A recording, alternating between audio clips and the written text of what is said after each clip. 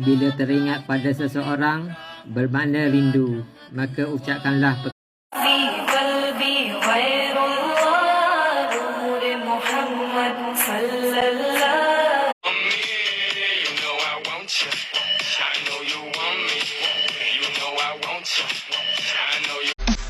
Jangan malas kalau jadi orang, harus kerja, harus cari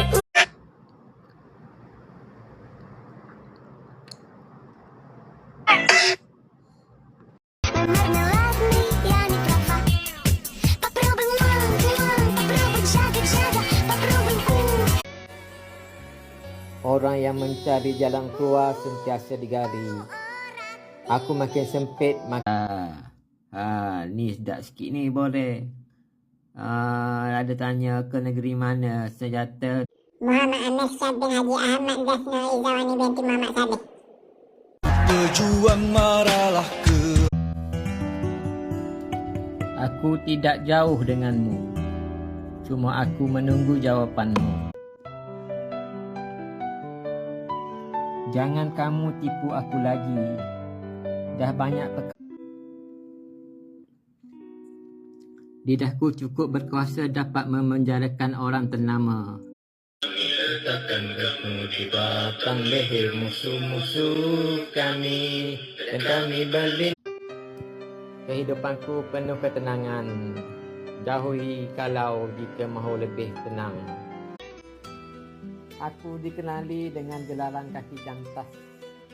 Hidup tanpa disiplin hanya berbaring aku di bilik cinta Muhammad, dipenuhi debu-debu.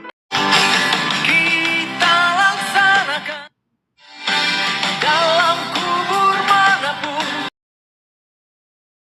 Saya tidak akan sekali-kali menyerah diri selagi saya masih ada kemampuan untuk Ja.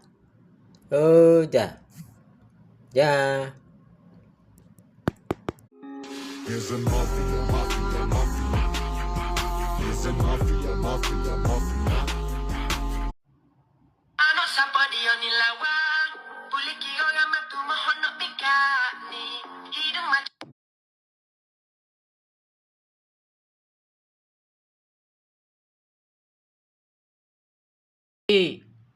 Pakcik nak beli tak boleh, nak beli makan tak boleh. Pakcik tak ada pitih, tak ada ini.